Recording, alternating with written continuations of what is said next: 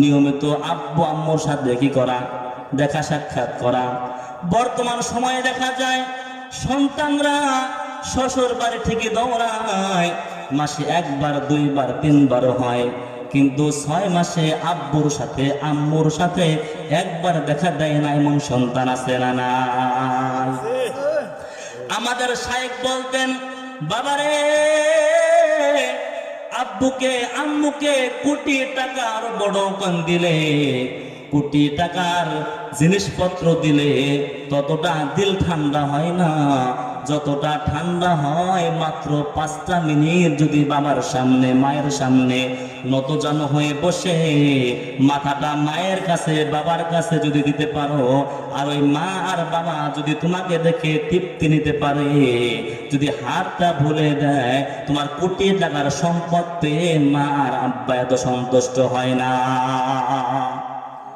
নাম বললে আপনারা চিনবেন, আমার শেখ উস্তাদজি বলতেন, একটা বাবাকে তোমার সন্তানকে তুমি যদি পালসার কিনে দাও তাহলে তোমার প্রতি তারা সন্তুষ্ট হবে না, আর তোমার বাবাকে তোমার আব্বুকে যদি একটা 90 টাকা দিয়ে 110 টাকা দিয়ে একটা যদি গেঞ্জি কিনে দাও, তোমার আব্বু তোমার সন্তান চাইতে অনেক বেশি সন্তুষ্ট হয়ে যায়। ঠিক না? ঠিক কথা বলে একবার সত্য না? এরকম দেখেন আব্বু আম্মুর সাথে নিয়মিত সাক্ষাৎ করা, আব্বু আম্মুর কাছে আমরা দেখেন কি অবস্থা চলতেছে দুনিয়ায়। আব্বু আম্মুর কাছে 6 মাসে একবার আমরা দেখা করি না, কিন্তু শ্বশুর বাড়ি ঠিকই দৌড়াই, বছর ঠিকই দৌড়াই মাসে একবার, অথবা মাসে কারো 2বার 3বার হয়ে যায়। শ্বশুর বাড়ি যাওয়ার সময় রকমারি ফল ফুট কত কিছু আমরা নিয়ে যাই, কত কেক কক আমরা নিয়ে যাই। আর বাপ মার কাছে সে এমন সন্তান আছে বলে যে মা কি আনবো, বেতন ভাতাই তো ভালো জোটে না। শ্বশুর বাড়িতে রকমারি ফল ফুট নিয়ে যায়, মায়ের কাছে 2 টাকার পান সইবারই জোটে না, আছে না নাই? হ্যাঁ, এমন কপাল পরা সন্তান। আল্লাহর পয়গম্বর বলেন ইনদাকাল কিবার, আল্লাহ তাআলাও বলতেছেন ইনদাকাল কিবার, বার্ধক্য যখন চলে আসে, অসন্তান তোমাকেই তোমার পিতা মাতার প্রতি মায়ার নজর রাখতে হবে। তোমাকে তোমার সাধ্য অনুযায়ী, তোমার একটা সময় ছিল তুমি লেখাপড়া করতে, তোমার প্রতি মাসে 5000 টাকা লাগতো, এগুলো দেওয়ার পরে তোমার আব্বু তোমার আম্মু এক্সেস হাত খরচ তোমাকে আরো কিছু টাকা দিত কি দিত না? দিত না? 5000 দেওয়ার পরেও 200, 1500 দিত। বাবাই যদি 500 দিত, মা আবার গোপনে 300 দিত, আছে না নাই? এরকম ভাবে তোমাকে চমৎকার ভাবে হাত খরচ দিয়েছে। আজকে আব্বু অসহায় হয়ে গিয়েছে, আজকে মা অসহায় হয়ে গিয়েছে। মায়ের কাছে ওই যে দাদির কাছে নাতিরা আসে। মা যদি একটু দূরে যায়, একটু রাস্তা দিয়ে হাঁটে কোথাও যায়, নাতিনরা কিন্তু দাদির কাছেও কিন্তু বাইনা ধরে, দাদি কিছু খাওয়াও। মজা কোথায়? দাদাকেও বলে, ও সন্তান, তোমার যখন পকেট ছিল না, তোমার বাবার পকেটটা তোমার পকেট বানাইছিল। আজকে তোমার বাবার কামাই রুজি নেই, তোমার তো উচিত তোমার কামাই রুজি থেকে বাবার হাত খরচটা যোগান দেওয়া। ও মুসলমান, লম্বা কথা বলতে যাব না, আমি সমস্ত যুবকদের পায়ে হাত রেখে বলতে চাই, ও যুবক এবং পর্দার আড়ালের আমাদের মাদেরকে বলতে চাই, ও মা, আপনার স্বামীকে আপনি একটু সুযোগ দেন রে মা। আপনার স্বামী যদি জাহান্নামে যায় আপনি সহ্য করতে পারবেন না। আল্লাহর পয়গম্বর বলেন, রিজার রব্বি ফি রিজাল ওয়ালিদি ওয়া সাখাতুর রব্বি ফি সাখাতিল ওয়ালিদি। আল্লাহ বলেন, আব্বার সন্তুষ্টি আম্মার সন্তুষ্টি আমার সন্তুষ্টি। আব্বা আম্মা অসন্তুষ্ট হলো তো আমি রহমান আর রহিম হয়েও তোমার জন্য কোনো লাভ নাই। এই কারণে যুবকদের পায়ে হাত রেখে বলতে চাই, ও যুবক, তোমার আব্বু আম্মুর হাত খরচ তোমাকে আমাকে দিতে হবে, মৃত্যু পর্যন্ত, শেষ নিঃশ্বাস পর্যন্ত তোমাকে আমাকে আব্বু আম্মুর প্রয়োজনের অতিরিক্ত আমাকে আপনাকে দিতে হবে। এটা দিয়ে আব্বু কি করবে না করবে, কাকে দিবে না করবে, এটা আমার আর তোমার জানার কোনো প্রয়োজন নাই। কারণ হলো আব্বু কিন্তু শুক্রবারে মসজিদে যায় কি যায় না? শুক্রবারে জুমার দিন আব্বুর সামনে কিন্তু দান বাক্সটা আসে। ওরে পোড়া কপাল যুবক, এমন সন্তান তুমি, তোমার বাবের মনটাকে তুমি একটু স্বতঃস্ফূর্ত সুন্দর রাখতে পারো না, খুশি রাখতে পারো না? তুমি 500 টাকা দিয়ে 200 টাকা দিয়ে একটু সন্তুষ্ট রাখতে পারো না? জুমার দিন যখন তোমার বাবার সামনে যখন দান বাক্সটা যায়, তোমার বাবা দান বাক্সটা ঠেলে দেয়, টাকা দিতে পারে না। কারণ এই বাবা এমন সন্তানের বাবা, যে সন্তানরা হচ্ছে একবারে প্লাস্টিকের সন্তান, ঘুমন্ত বিবে করা সন্তান। এই সন্তানরা আব্বা আম্মার খোঁজ খবর নেই না। মুহতারাম হাজরিন, এই কারণে আল্লাহর পয়গম্বর বলছেন ইনদাকাল কিবার, তাহলে নিয়মিত সাক্ষাৎ করা, এটা হলো জীবদ্দশায় পিতামাতার হক, মৃত্যুর পরে আরো 7টা হক আছে। সেদিকে আমি যাব না, শুধু সংক্ষিপ্ত আকারে একটু বলেই আমি শেষ করে দিব। মৃত্যুর পরে একজন বাবার জন্য সন্তানের দায়িত্ব হচ্ছে তার ঋণগুলো পরিশোধ করা, ওসিয়ত পুরা করা, এবং আব্বা আম্মার গুনাহ মাফের ব্যবস্থা করা, আব্বা আম্মার সবরে সাহানি করা, সবগুলো পৌঁছে দেওয়া আব্বা আম্মার কবরে। আব্বা দুনিয়া থেকে চলে গেছেন, আব্বার ভাই আছে, মামা আছে, খালু আছে, মুরব্বির আছে, তাদের সাথে আব্বা সুলভ আচরণ করা। আম্মু দুনিয়া থেকে চলে গেছেন, আম্মুর বান্ধবীরা আছে, খালা আছে, মামি আছে, ফুফি আছে, আরো যারা আছে তাদের সাথে মা সুলভ আচরণ করা। আব্বু বেঁচে থাকলে একটা লুঙ্গি দিতাম, একটা অনেক কিছু দিতাম, এটা ওই আব্বুর ভাই এবং মুরব্বি তাদেরকে দিতে হবে। আম্মু বেঁচে থাকলে শাড়ি দিতাম, এগুলো তার বান্ধবীদেরকে দিতে হবে। ও যুবক, সরওয়ার দু আলম নবী বলেন, তুমি যদি তাদেরকে দাও, কেমন যেন তোমার মা বাবার কবরে রব্বুল আলামিন পৌঁছে দিবে। সর্বশেষ হক হচ্ছে এত কিছু করার পরেও আব্বু আম্মুর কবর জিয়ারত করতে হবে। আল্লাহু আকবার। জীবদ্দশায় নিয়মিত আব্বু আম্মুর সাথে সাক্ষাৎ দিতে হবে, আর মৃত্যুর পরে আব্বু আম্মুর কবর জিয়ারত করতে হবে। মুহতারাম হাজরিন, আব্বু আম্মুর জীবদ্দশায় সন্তানের 7টি হক, আর আব্বু আম্মু দুনিয়া থেকে চলে গেলে সন্তানের জন্য আরো 7টি হক। সেই 7টি হক আপনাদের খেদমতে আমি বলে দিয়েছি। এগুলো আপনারা একটা একটা করে সুন্দর করে আরো জানবেন, বুঝবেন, আমল করবেন ইনশাআল্লাহ। আল্লাহ পাক রব্বুল আলামিন আমাদের সকলকে আমল করার তৌফিক দান করেন। আল্লাহর পয়গম্বর রাসূল করিম সাল্লাল্লাহু আলাইহি ওয়াসাল্লাম এই ক্ষেত্রেও বলেছেন আমিন। তাহলে তাদের ধ্বংস অনিবার্য। মুহতারাম হাজিরিন, সর্বশেষ আমি আপনাদের খেদমতে একটা কথা বলে শেষ করে দিচ্ছি। আমাদের এই মাহে রমাদানের ভিতরে আল্লাহ পাক রব্বুল আলামিন এমন একটা রাত দিয়েছেন, আল্লাহর পয়গম্বর বলেন, মান সামা রমাদান ঈমানান ওয়া ইহতিসাবান গুফিরা লাহু মা তাকদ্দামা মিন যামবি ওয়া মান কামা লাইলাতাল কদরি ঈমানান ওয়া ইহতিসাবান গুফিরা লাহু মা তাকদ্দামা মিন যামবি। আল্লাহর পয়গম্বর বলেন, রমজানুল মুবারকে সওয়াবের আশায় ভালো নিয়ত রেখে ঈমানের সাথে যারা সিয়াম আদায় করে, তাদের আগের পরের সমস্ত গুনাহগুলো আল্লাহ মাফ করে দেয়। পরের গুনাহগুলো আল্লাহ মাফ করে দেন। এরপরে আল্লাহর পয়গম্বর বলে সবে কদরের রাত্রিতে যারা দাঁড়িয়ে কিয়াম করে নামাজ পড়ে, যারা ইবাদত করে, তাদেরকেও আল্লাহ তাআলা মাফ করে দেয়। লাইলাতুল কদর কি? লাইলাতুল কদর হচ্ছে লাইলাতুল কদরি খায়রুম মিন আলফি শাহর, 1000 মাস থেকে উত্তম একটি রাত। এই রাতের অনেক মর্যাদা আপনারা জানেন। এই রাত্রিটি পাওয়ার জন্য ইতিকাফ আমাদেরকে করতে হবে। আমাদের সমাজে রমজানের দ্বিতীয় বলে একেবারে আর 10 দিন আছে, এর আগ থেকে ইতিকাফের আলোচনা করা হয়। আমার শাইখ বলেন, সাহাবায়ে কেরাম ইতিকাফের জন্য অনেক আগ থেকে প্রস্তুতি নিতেন, এবং এই বাংলাদেশের সমস্ত আলেমদের উচিত হলো 6 মাস আগ থেকে মুসলমানদেরকে ইতিকাফের আলোচনা শোনানো। কারণ কি? কারণ হচ্ছে একজন মানুষ এতেকাফে বসবে, তার বাজার ঘাট আছে, তার ঈদের কাপড় চোপড় আছে, কোন দোকানে কোনটা বানানোর জন্য দিয়েছে তিনি ছাড়া তো কেউ জানে না। যদি সে আগ থেকে যদি টার্গেট নেয় আমি এই রমজানে আমি এতেকাফ করব, তাহলে কোন দোকানে কি আছে না আছে সব কিছু আগে থেকে ঠিকঠাক করবে, সন্তানদেরকে বলতে পারবে।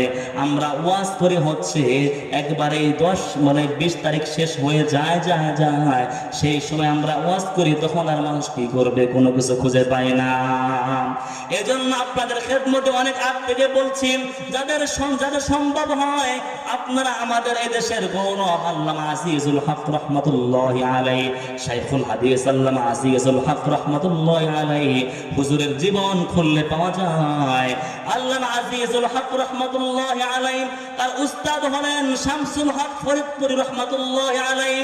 শামসুল হক ফরিদপুরি রহমাতুল্লাহি আলাইহির সাথে আমাদের শাইখ আল্লামা আজিজুল হক রহমাতুল্লাহি আলাইহি এই শাবান মাসের 20 তারিখ গেলে ইতিকাফে বসতেন।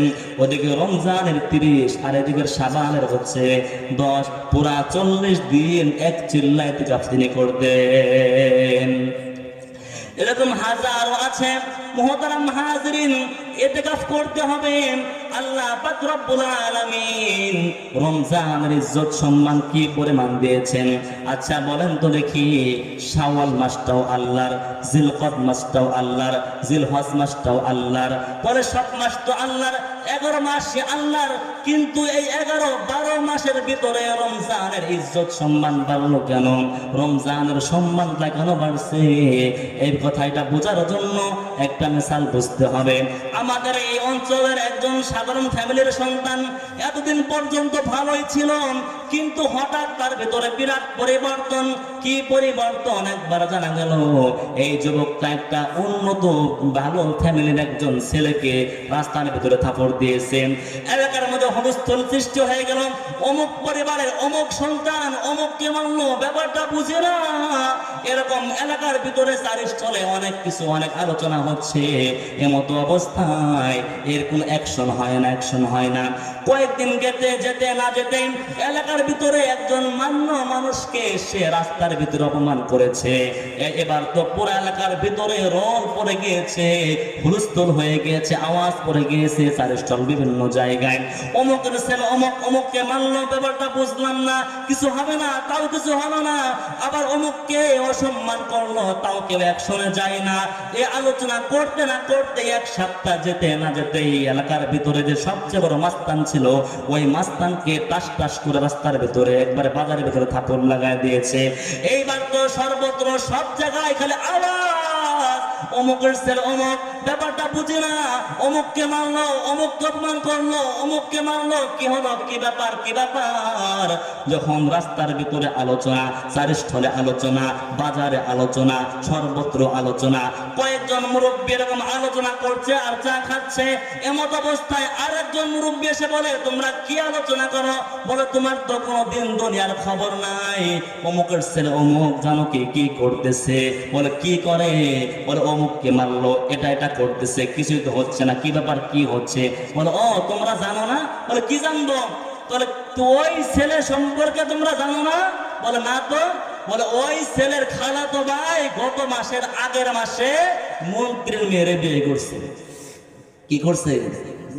মন্ত্রীর মেয়েরে বিয়ে করছে। ও কিন্তু করে নাই, ওর খালাতো ভাই গত মাসের আগের মাসে মন্ত্রীর মেয়েরে বিয়ে করছে। এইবার মুরব্বীরা বলতেছে, ও তাই তো, মারবেই তো, এজন্যই তো একের পর এক কাণ্ড ঘটাচ্ছে, কোনো অ্যাকশনে যায় না, কেউ কোনো পদক্ষেপ গ্রহণ করে না। কারণ হলো ওর খালাতো ভাই গত মাসের আগের মাসে মন্ত্রীর মেয়েরে বিয়ে করেছে। আমরা যখন ভাবতেছিলাম মাহে রমাদান আল্লাহর, শাওয়াল আল্লাহর, জিলকদ আল্লাহর, জিলহজ আল্লাহর, তাহলে মাহে রমাদানের ইজ্জত সম্মান কেন বেড়ে গেল? মাহে রমাদানে বলে, মাহে রমাদানের চাঁদ উদয় হলেই জাহান্নামের দরজা বন্ধ হয়ে যায়। রমজান চলে আসলে জান্নাতের দরজা খুলে যায়।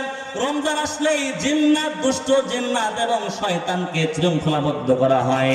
রমজান আসলে একটা রাত এমন থেকে যায় যে রাতটা 1000 মাসের থেকে থেকেও শ্রেষ্ঠ। আমরা যখন ভাবতেছিলাম কি ব্যাপার এত ইজ্জত সম্মান কোন দিক দিয়ে ঢুকলো, আমরা যখন ভাবতেছিলাম এমত অবস্থায় আল্লাহর কোরআন আমাদেরকে মেসেজ পৌঁছায়। আল্লাহর কোরআন বলেন, তোমরা জানো না রমজান মাস কেন দামি হয়েছে? শাহরু রমাদানাল্লাযী উনজিলা ফীহিল কুরআন। আল্লাহু আকবার বলেন। তোমরা জানো না এই যে রমজানের দাম বাড়ছে কেন? রমজান মাসে আল্লাহ কোরআন নাযিল করেছে। আল্লাহু আকবার। মানুষ যখন সব বলতেছিল কি ব্যাপার কেন এরকম হচ্ছে, একজন মুরব্বী এসে বলে, তোমরা কি জানো না ওই যুবকের ওই ছেলের খালাতো ভাই গত মাসের আগের মাসে মন্ত্রীর মেয়েরে বিয়ে করেছে? তোমরা জানো না? আমরা ভাবতেছিলাম কি ব্যাপার রমজানের ইজ্জত সম্মান মর্যাদা কেন বাড়লো? আল্লাহর কোরআন আমাদেরকে জানিয়ে দিচ্ছে। জানো না তোমরা কেন বাড়ছে? শাহরু রমাদানাল্লাযী উনজিলা ফীহিল কুরআন। এই মাসের ভিতরে আল্লাহ তাআলা কোরআন নাযিল করেছেন। এই কারণে সব মাসের থেকে রমজান মাসের দাম আল্লাহ তাআলা বৃদ্ধি করে দিয়েছেন। তাহলে রমজানের দাম বাড়ছে কোরআনের কারণে, রমজানের দাম বাড়ছে কোরআনের কারণে, কোরআনের ভাষার দাম বাড়ছে কোরআনের কারণে। কোরআনের সাথে যত দিক দিয়ে যারাই সম্পর্ক রাখবে সবার ইজ্জত সম্মান বাড়িয়ে দিবেন একজন, তিনি কে? যেই নবীর উপরে কোরআন নাযিল হয়েছে সেই নবীর দাম বেড়ে গিয়েছে। যেই জায়গার উপরে কোরআন নাযিল হয়েছে ওই জায়গার দাম বেড়ে গিয়েছে। যেই ভাষায় কোরআন নাযিল হয়েছে ওই ভাষার দাম বেড়ে গিয়েছে। যেই মাসে কোরআন নাযিল হয়েছে ওই মাসের দাম বেড়ে গিয়েছে। যেই রাতে কোরআন নাযিল হয়েছে ওই রাতের দাম বেড়ে গিয়েছে। তাহলে এই মাহে রমাদান হলো কোরআনের মাস। তাহলে কোরআনের সাথে আমাদের সম্পর্ক করার দরকার আছে না না? তাহলে আমরা ইনশাআল্লাহ এই আসন্ন মাহে রমাদানকে আমরা গনিমত হিসাবে নিব। কোরআনের মাস আমরা হালকা করব। স্থানীয় এলাকার ভিতরে যদি কোনো ছাত্র হাফেজ সাহেব থাকে, অর্ধেক হাফেজ থাকে, তাদের থেকে আমরা কোরআনগুলো শুদ্ধ করার চেষ্টা করব। আমাদের ইমাম সাহেব হুজুর যারা আছেন তাদের থেকে আমরা সম্মানে দিয়ে হলেও কোরআনগুলো শুদ্ধ করব। কারণ হচ্ছে কোরআনের মাস, আলোচনা লম্বা করার সুযোগ নেই। আল্লাহর পয়গম্বর এই কোরআনের জন্য বলে এই রমজানের ভিতরে আল্লাহর পয়গম্বর নিজে কোরআন শুনিয়েছেন হযরত জিবরাইল আলাইহিস সালাতু ওয়াস সালামকে, আর আল্লাহর পয়গম্বরকে শুনিয়েছেন স্বয়ং জিবরাইল আলাইহিস সালাতু ওয়াস সালাম। তাহলে সর্বশেষ আবেদন দরখাস্ত বলে আমার বিদায়ের পালা। মাহে রমাদান আসন্ন, মাহে রমাদানের প্রস্তুতি আগ থেকে নিতে হবে। একজন ছাত্র সে যদি প্রস্তুতি কমপ্লিট না করে তার সুন্দর রেজাল্ট হয় না, মুখে হাসি ফুটে না। যদি আপনার আমার প্রস্তুতি না থাকে তাহলে রমজান চলে যাবে, আফসোস করব, কোনো ফায়দা হবে না। আমাদের দেশের প্রস্তুতি একটু শুনেন। আমাদের দেশের প্রস্তুতি আমরাও নিয়ে থাকি। সেটা কেমন প্রস্তুতি? আমাদের প্রস্তুতি হলো আমাদের যারা ব্যবসায়িক যারা আছেন, বিশেষ করে যারা খাদ্য ব্যবসায়ী, ওনারা কি করেন? অনেক পরিমাণে এই বেসন, ছোলা, চিনি, তেল এগুলো তারা গুদামজাত করেন, যাতে রমজান আসলে একটু বেশি দামে বিক্রি করতে পারে। আছে না নাই? তাদের প্রস্তুতি এখন থেকে শুরু হয়ে গিয়েছে। সরকারের দায়িত্বে যারা, খাদ্য মন্ত্রণালয় যাদের দায়িত্বে যারা আছেন, তারা ভিন্ন দেশ থেকে তাদের খাবারগুলো আনতে হবে। ছোলা, বেসন এই ধরনের যা যা বেশি বেশি লাগে এগুলো তারা আগ থেকে প্রস্তুতি নিচ্ছে। টেলিভিশন, সিনেমার সাথে যাদের সম্পর্ক অনলাইনে, তারা ঈদের পরবর্তীতে কোন দিন কোনটা দেখাবে, কোন নাটক দেখাবে আগ থেকে প্রস্তুতি নিচ্ছে।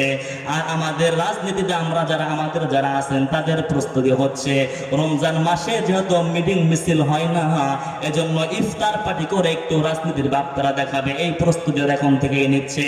আর আপনাদের আম মানুষের প্রস্তুতি হচ্ছে, তারা রমজানের 20 দিন আগ থেকে প্রস্তুতি হলো বাজার গিয়ে সোয়াবিন তেল কিনবে, এরপরে সুরা কিনবে, বেসন কিনবে, এরকম ডাল কিনবে। ঠিক নেবে ঠিক, কারণ দাম বেড়ে যাবে। মোদস্ত ও বাবা, এই সব প্রস্তুতি। রমজান কি ভোগের মাস না ত্যাগের মাস? রমজান ত্যাগের মাস বলে, রমজান আসছে আমাদেরকে ত্যাগ শেখার জন্য, ত্যাগ শিক্ষা দেওয়ার জন্য। কিন্তু আমাদের প্রস্তুতি বাপখানি এমন, আমাদের প্রস্তুতি দেখলে মনে হয় রমজান আসছে মানে বিশাল খাবারের আয়োজন, বিশাল ভোগের মাস, বিশাল খাবারের আয়োজন। আমাদের প্রস্তুতি দেখে এটা মনে হয়, কিন্তু সাহাবায়ে কেরাম আকাবের আসলাফ যারা ছিলেন, তারা রমজানের আগ থেকেই 6 মাস আগ থেকেই তারা এরকম দোয়া পড়তেন, আল্লাহুম্মা বারিক লানা ফি রজব ওয়া শাবান ওয়া বাল্লিগনা রমাদান। রব্বুল আলামিন আমাদেরকে রজব এবং শাবান মাসে বরকত দান করেন এবং রমজান পর্যন্ত পৌঁছিয়ে দিন। এবং আগ থেকে যারা প্রস্তুতি নিতেন তারা ইতিকাফে বসে যেতেন। আর আমাদের প্রস্তুতি হলো আমরা এই যে বিভিন্ন কিছু নিয়ে, এরপরে আমরা শেষ দশকে ইতিকাফ কি করব, সেই সময় কে কোন জুতা কিনবে, কি কিনবে, কোন কাপড় কিনবে, কোন দোকানে দিবে, কি করবে না করবে, এগুলো নিয়েই তারা মেতে থাকে।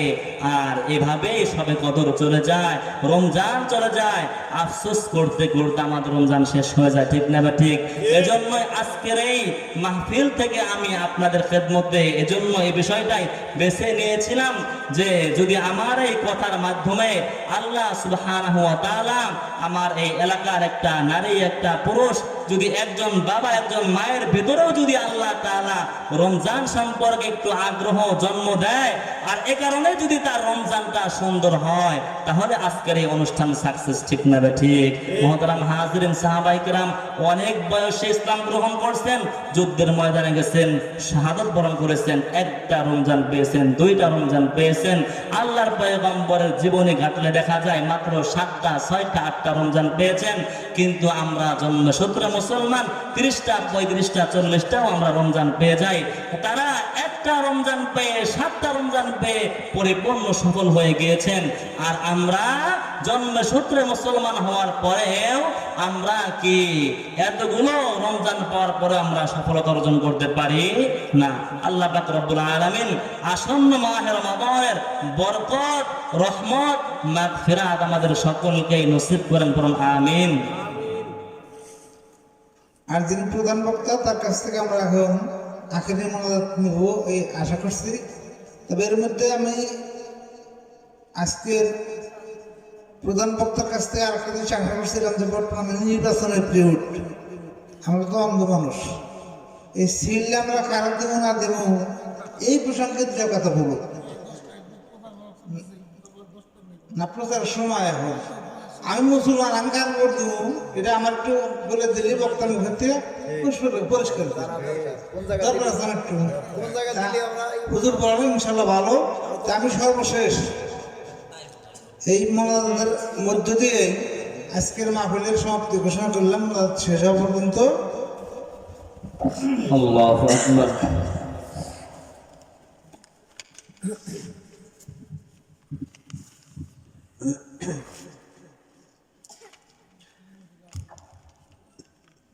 বর্তমান যেই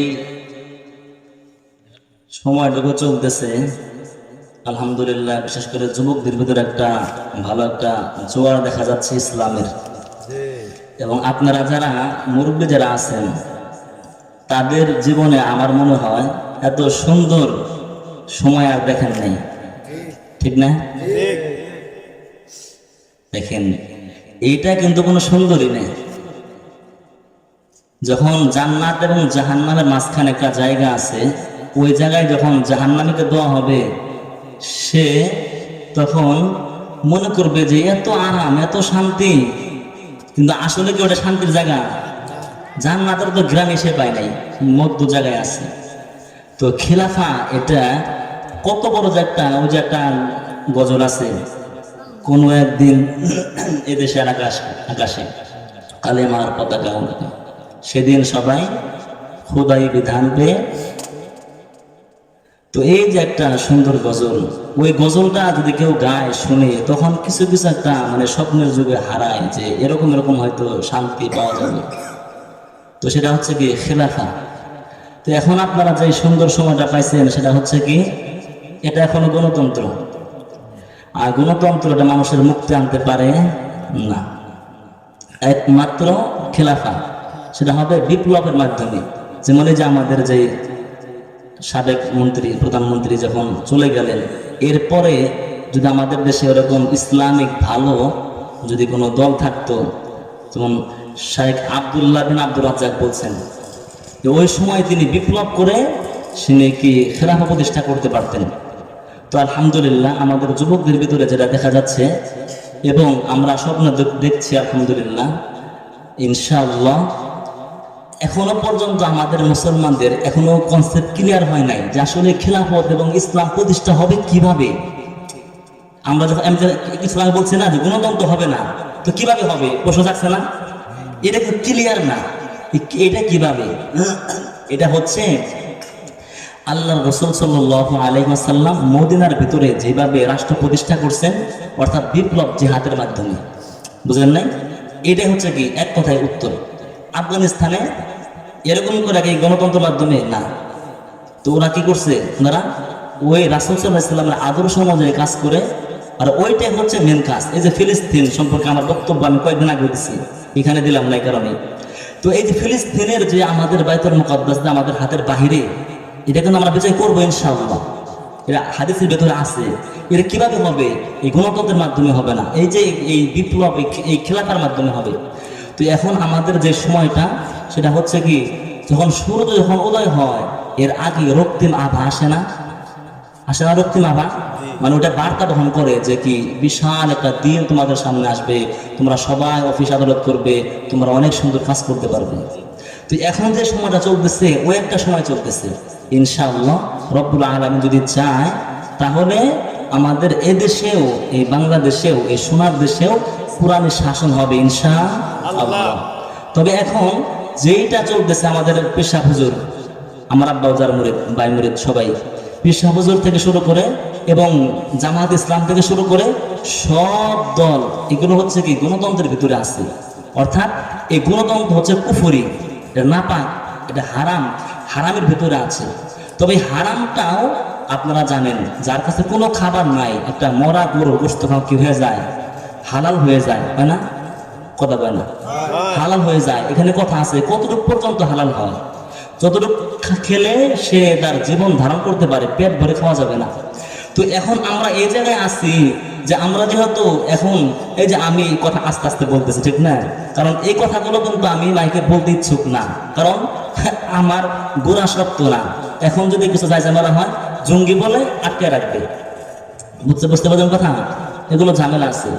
তো আমি কিন্তু যে কথাগুলো বলছি, কথা কিন্তু এগুলো কিন্তু খুব মানে সেন্সিটিভ কথা বলছি, এই রাষ্ট্রের বিরুদ্ধেও চলে গেছে কথাগুলো। তো আমি আপনাদেরকে কোরআন ও হাদিসের কথা বোঝানোর চেষ্টা করতেছি মোহতারাম হাজিরিন, আল্লাহ আল্লাহ। তো এখন আমরা যে অবস্থার ভিতরে আছি সেটা হচ্ছে গণতন্ত্র, এটা হারাম।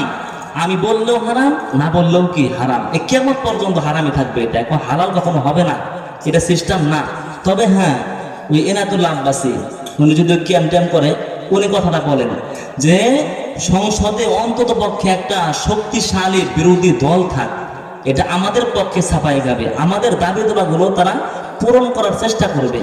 এজন্য বর্তমান সময়ে আমাদের চোহারের অবস্থা একটু অন্য ধরনের, পরিপূর্ণ ক্লিয়ার না, জানা অতটা ক্লিয়ার না, আমরা তো অনলাইনে দেখি অতটা ক্লিয়ার না। তো তারপরেও সবকিছু একজন করতে পারেন, তিনি কি? এই বিশ্বাস কি আপনাদের আছে? এই পরিপূর্ণ আছে? তাহলে এইটাই কথা। আমিও আজকে আসার সময় আলোচনা করতে চাইছিলাম, থেকে আলোচনা কিছু গুছাইছিলাম, পছন্দ করলাম থাকবে, দরকার নেই, কই মানুষেও আর কেউ বানাও, দরকার নেই। তো যাই হোক, এখন কথা শেষ করতেছি। তো যেহেতু এই যে বিগত সময় যে রিফাজ ডাক্তার, হোমিও ডাক্তার কহেটা ইউনিয়ন থেকে দাঁড়াইছিল হাত পাখা মার্কায় অনেক আগে, মাত্র 11টা ভোট পাইছে। এর ভিতরে আমার বোন ঘটা যেটা বিয়ে হয়েছে বড়টা, একটা ভোট তার আছে। তো এই যে 11টা ভোট পাইছে আর নাই পাইছে, তো এই যে ভোট দিছে আমার বোনের ভোটটা কি বিফলে গেছে? আমি আজকে ওয়াজের মঞ্চে আপনাদের সময় নষ্ট করে এত রাত্রে তার কথা বললাম, এটা কি দামি কথা না বেদামি কথা? দামি কথা বলেই এজন্য কি বললাম, আর আপনারা শুনলেন, আমার কিছু বললেন না। তো এই জন্য কিছু হোক বা না হোক, আপনি আর আমি যেটা আমার জন্য ভালো, ইসলামের জন্য ভালো, মাদ্রাসা মসজিদের জন্য ভালো হবে এবং দেশের শান্তি ফিরে আসবে, সেইটাই আমাদের করতে হবে। সেটা আমাদের কি করতে হবে এবং দোয়া করতে হবে। রব্বুল আলামিন তুমি সব করতে পারো, আয় আল্লাহ তুমি তো রক্ত কম ঝরে নাই তোমার জন্য, অনেক রক্ত ঝরছে না, আপনারা গ্রামে থাকেন, পত্র পত্রিকাও আপনাদের কাছে আসে না, কত এদেশের মেধাবী ছাত্র জীবন দিছে, অভাব নেই, অনেক ছাত্র। এবং এই সময় না, অনেক আগ থেকেই মানে একজন ভালো করে বুয়েটের বড় ভাই আছে, বুয়েটের ভালো ছাত্র আবরার ফাহাদ ওর জীবন শেষ করে দিল। এরকম যারাই মাথা চারা দিয়ে উঠে তাদেরকেই ধ্বংস করা হয়। মুহতারাম হাজিরিনের জন্য আমরা আল্লাহর কাছে দোয়া করব, রব্বুল আলামিন তুমি ইসলামকে বিজয় করো। এবং বর্তমান সময়ে ওই যে বলছিলাম গরু খাওয়া যেহেতু হালাল, ওই সময়ের জন্য অতটুকু, তো এই সময় এটা আমাদের জন্য ফজিলত, এটা আমাদের জন্য ইবাদত, এটা আমাদের জন্য সওয়াবের কাম, বুঝতে পারছেন? এই জন্য আমরা এটা করব। আর আরেকটা হচ্ছে এখন হা ভোট আর না ভোট, আমি তো আমার জীবনের হয়তো এটাই প্রথম আমি ভোট দেবো, এর আগে দেই নেই। তো আপনারা তো দিচ্ছেন, ওইখানে আরেকটা আলাদা একটা পার্চা থাকবে, কাগজ থাকবে, ওখানে হা ভোট অথবা কি থাকবে, না ভোট থাকবে। ওখানে আপনাকে হা ভোট দিতে হবে, কারণ হা ভোট অনেক চমৎকার চমৎকার কয়েকটা বিষয় একত্রিত আছে।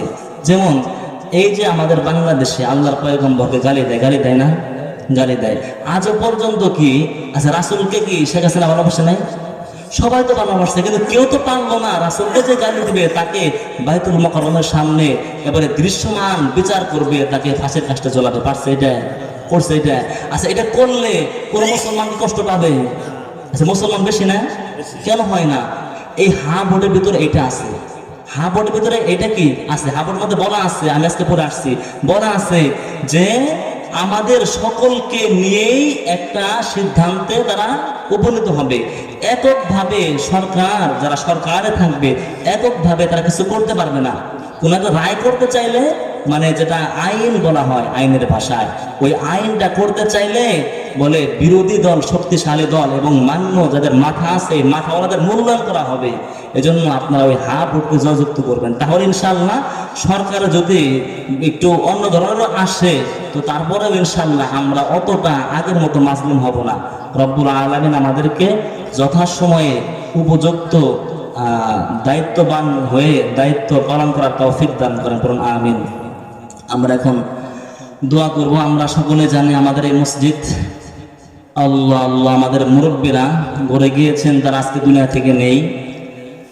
দোয়াটা অনেক লম্বা হবে না, অনেক তাড়াতাড়ি হবে, কারণ ওইদিকে ফজর না পালে এইদিকে কোনো লাভ নাই। এজন্য ইনশাআল্লাহ আমরা সকলের জন্য, এলাকাবাসীর জন্য, সকলের জন্য আমরা ইনশাআল্লাহ দোয়া করব। আস্তাগফিরুল্লাহ আল্লাযী লা ইলাহা ইল্লা হুয়াল হাইয়ুল কাইয়্যুম ওয়া আতুবু ইলাইহি লা হাওলা ওয়ালা কুওয়াতা ইল্লা বিল্লাহিল আলিয়্যিল আযীম। আস্তাগফিরুল্লাহ রাব্বী মিন কুল্লি যামবিন ওয়া আতুবু ইলাইহি লা হাওলা ওয়ালা কুওয়াতা ইল্লা বিল্লাহিল আলিয়্যিল আযীম। اللهم صل على سيدنا ونبينا وشفيعنا وحبيبنا ومولانا محمد صلى الله عليه وعلى آله وأصحابه وبارك وسلم. الحمد لله رب العالمين. ربنا ظلمنا أنفسنا وإن لم تغفر لنا وترحمنا لنكونن من الخاسرين. ربنا لا تزغ قلوبنا بعد إذ هديتنا وهب لنا من لدنك رحمة إنك أنت الوهاب. ربنا يا ربنا يا ربنا ربنا يا ربنا يا ربنا মাফ করে দেন এ জীবনের সব গুনাহ, মাফ করে দেন এ জীবনের সব গুনাহ। তওবা করে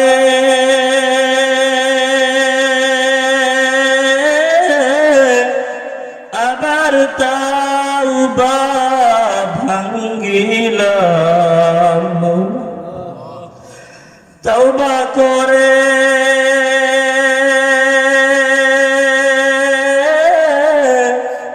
আবার তাওবা ভাঙ্গিলাম, অবশেষে খাঁটি তাওবা করিলাম, অবশেষে খাঁটি তাওবা করিলাম। রব্বুল আলামিন আল্লাহ বিনাময় মধ্যপাড়া জামে মসজিদের উদ্যোগে আয়োজিত 11তম বার্ষিক তাফসীরুল কোরআন মাহফিলের সর্বশেষ সময় আমরা উপস্থিত হয়েছি রে মালিক। রব্বুল আলামিন রাত্রি গভীর হয়ে গেছে আল্লাহ, এখনো পর্যন্ত তোমার বান্দারা জান্নাতি এরিয়া ছাড়ে নাই রে মালিক। আপনার কুদরতের নজর দিয়ে তাকায় দেখেন কার কি হাজত কি জরুরত গো মাওলা। তোমার বান্দারা কি চায়? ক্ষমা চায়, জান্নাত চায়।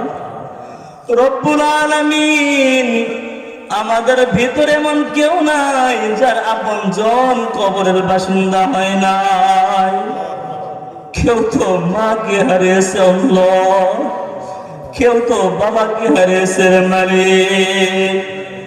ওই যে বাবার গোসলের পরে কাফনানের পরে বাবার খাটিয়ার পাশে দাঁড়িয়ে বাবার চেহারা থেকে কাফনের কাপড়টা সরাইয়া বাবাকে চুমু খেয়েছি, আর বাবা বাবা বলে ক্রন্দন করেছে, ডাক দিয়েছে রে মালিক। বাবা তো আর উত্তর নেই নাই রে মাওলা। মায়ের চেহারার কাপড়টা সরাইয়া মা বলে চিৎকার করেছে, মা তো আর উত্তর নাই নাই রে মালিক। কবর থেকে মা সন্তানকে ডাকে আর বলে রে সন্তান, তুমি ছোট থাকা অবস্থায় পৌষ মাঘ মাসে আমাকে যে প্রস্রাব করে ভিজিয়ে দিয়েছ, তোমার এই প্রস্রাবের কারণে আমি তো অনেক ফজরের নামাজ কাজা করেছি, নামাজ পড়তে পারি নাই। আজকে তোমার ওই নামাজ না পড়ার কারণে তো আমার মালিক কবর আগুন জ্বালাইছে। সন্তান তোর চোখের পানি ছাড়া আগুন নিবে না। রব্বুল আলামিন এমন মা যারা অন্ধকার কবরে আছেন, বাবা যারা অন্ধকার কবরে আছেন, ওই সমস্ত আব্বা আম্মার কবর গুলোকে জান্নাতের বাগান বানাইয়া দাও।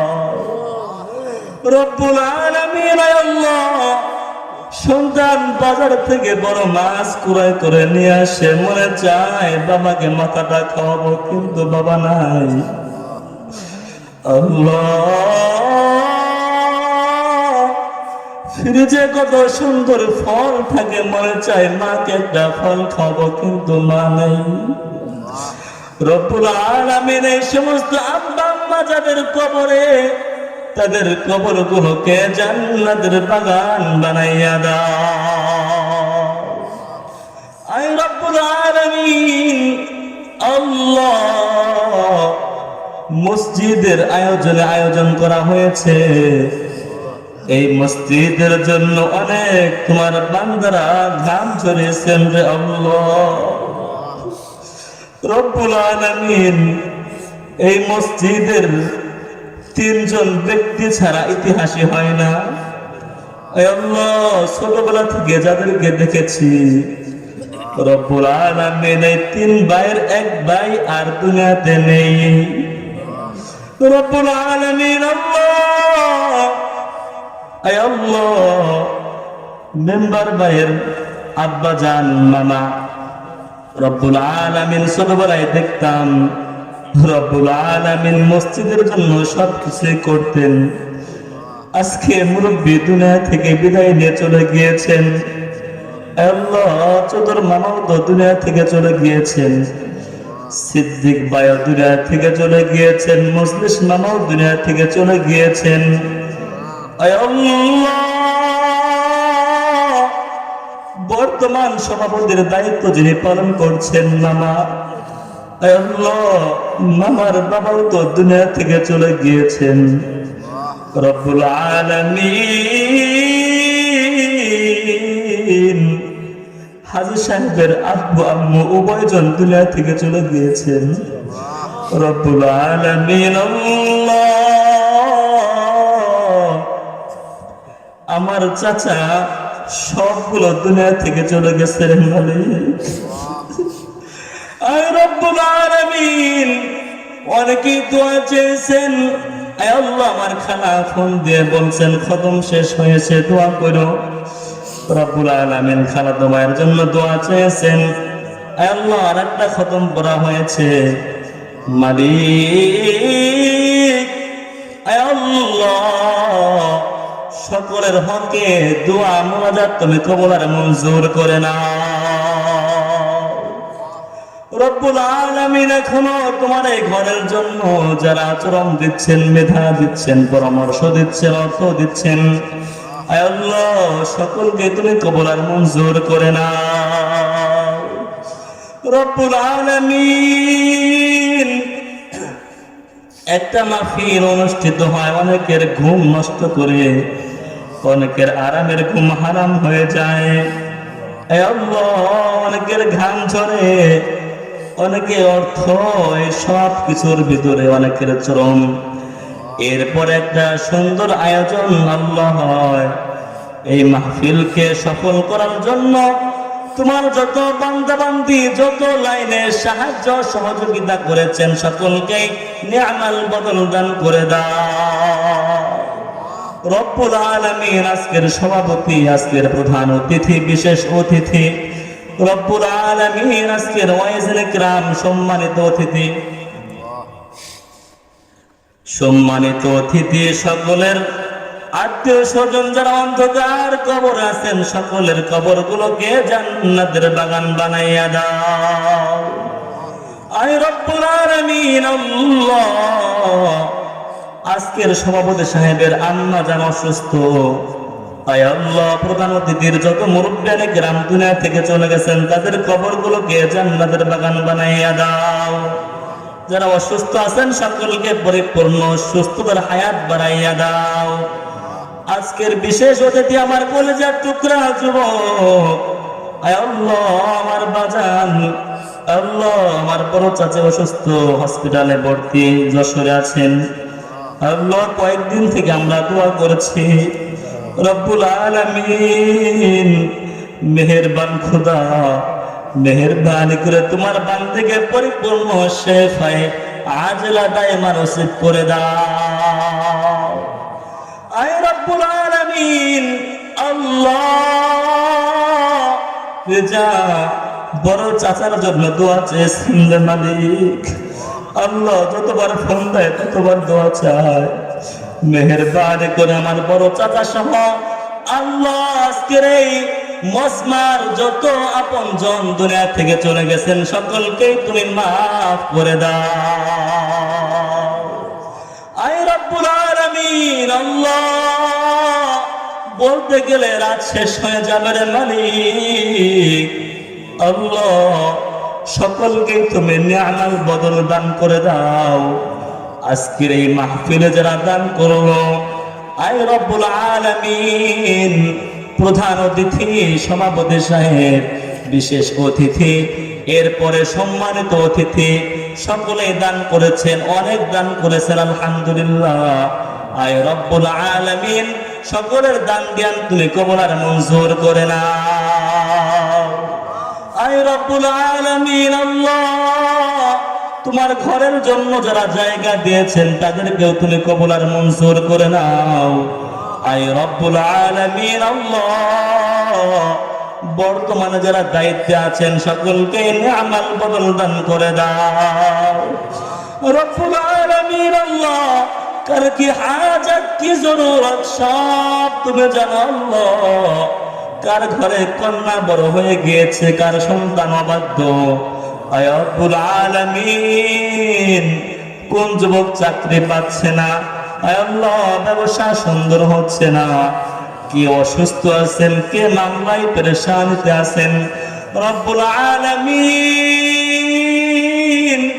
আল্লাহ সকলকে তুমি নাজাত আর মুক্তি দান করে দাও। আয় রব্বুল আলামিন যা চার প্রয়োজন ছিল চাইতে পারলাম না সেগুলো দান করে দাও।